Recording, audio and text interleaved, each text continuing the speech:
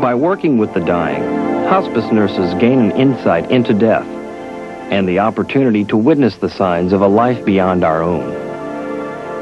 I had one gentleman 3 months after I started working in hospice. I thought, I can't do this anymore. This is just too much. I'm going to get burned out, or it's just too stressful. And so just as I was really trying to debate whether I was going to leave this field or not, I had an experience that just kind of blew me away. And one of the LPNs came up to me and said, Mr. So-and-so just died. And so I took that information and we said, all right, we'll call a physician and call the coroner and get all the information that we need. And I was walking down the hall making bed checks and sure everybody was okay. And this one old fellow was climbing out of bed. He was really out of pain control. And I was thinking, you know, we need to just get him settled down. And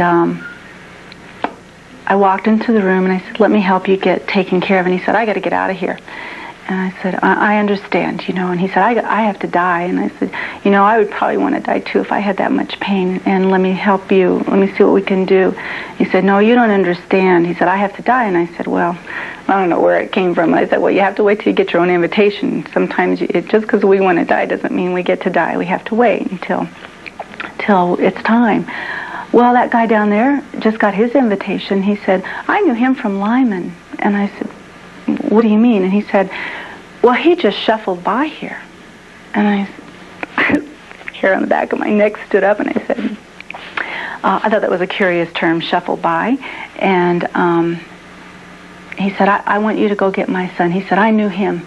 I knew him from Lyman when we were kids. And he said, and he just shuffled by, and he points from his door to the window and how it crossed in front of his bed. And I thought, boy, there's a lot I don't know yet. I had a kid that I lost last week who saw horses, that he saw a horse. And his dream was about 2 weeks before he died. He was on this big brown horse. And they were going through this field, and it was very smooth. It wasn't like a gallop, but they weren't flying. And he said that all of a sudden they kind of jumped over a barrier, and when they landed in a riverbank that had overflowed its beds. And it stopped. The horse stopped and turned sideways, waiting for this kid to tell him which way to go, whether to go into the woods or out of the woods. And I asked him which way he chose, and he said, well, we went out. And I said, what do you think would have happened if you'd gone into the woods? He said, I think I'd have been gone. And I told him I thought he would too. And I told him that horse would probably come back for him. When it was time for him to go, that horse would be the one to come back.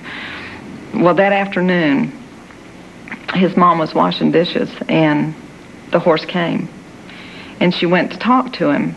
And she asked David if his horse was there, and he said yes. And she said, I think he's probably here to get you.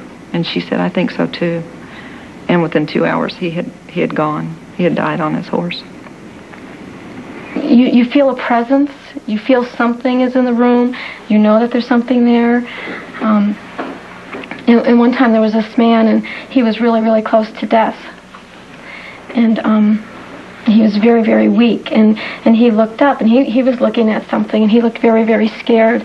And the nurse said to him, it's okay. They're there to help you. They won't hurt you. And he put his hand up. And he had his hand up like somebody was holding it. And he did this for a few minutes. And there is no way this man had the strength to hold his hand up by himself. And he died just a few minutes later, too. So there's something. I had one really neat fellow that we were taking to the hospice unit, and he was really close to dying, and his son was nearby. This poor guy went through an incredible bath from the nurse, and he didn't move at all, didn't even blink an eye, so we would say he was unresponsive.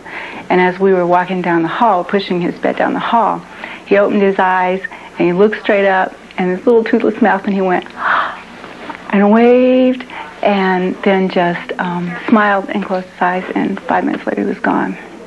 I don't know who he was waving at, but that's not uncommon. As death approaches, patients may have visions of angels or see tunnels of white light. Other people receive angelic comfort from someone they already know. Patients who are closer to their dying time will see those who have already died, oftentimes. They'll talk about dead grandparents sitting at their bedside, brothers who've died before. I'm not so certain that we just see spirits running around. I don't really believe that. I've never heard anything that scary, but I have heard of a lot of patients who are very afraid of dying talk about seeing a father-in-law in the kitchen. And that would scare me out of my mind, but they're not afraid. And it really made me realize about how they're just sort of drifting to the other side. They have one foot here and one foot somewhere else. And a patient who's very frightened will tell you that. And yet for some reason it doesn't bother them. That bothered me. But Mary was a 52-year-old woman. She had Lou Gehrig's disease. And it was getting pretty bad. She was pretty close to death, and the muscles in her throat were closing up. They weren't working very well. And she had this fear that she was going to drown, which is essentially was a real possibility for her. And one of her last wish was that her mother not be told. Her mother was 90 years old, and her mother, she liked to be called Grandma Rose, and she just said, this is too hard for a mother to go through, to watch a child die, and especially the way I'm dying. I don't want my mother to know. Now, the family was in conflict with this, but it was her last wish, so what could they do? And then the story, as Grandma Rose tells me, is she lived in Texas, and one night she went to bed. She was getting into bed, and she saw her husband standing there. And her husband had been dead for 20 years. But she says that he was as real to her as I am to you. And he said, Rose, I've come to take Mary home. And at that point, Grandma Rose, she just started to scream and said, no, no, please, let me go back and hold my baby one more time. Don't take her until I've gone and I've held her and I've said goodbye and I've kissed her. Please don't do that. And so he just kind of smiled and faded away, and she knew at that point that he would allow that. So she got on the next plane, and she came to Denver, and for 3 days she stayed with her daughter, and she told her stories, and she combed her hair, and she gave her bath, and she was holding her daughter when she died, and I was there, and she just looked at me, and she said, you know, I brought her into the world, and it's only right that I'm with her when she goes out. And that would have never happened if Mary's husband wouldn't have come to her and told her that he was taking her home. Like one person said to me, oh, it's easy for you to say it's going to be peaceful. You're not going to die. You know, and you know, you're right. All I know is what I see, and all I know is that somewhere along the line, you're not going to be afraid anymore. Somewhere in those last hours, it's going to go away. Somebody will throw you a lifeline. It'll be okay.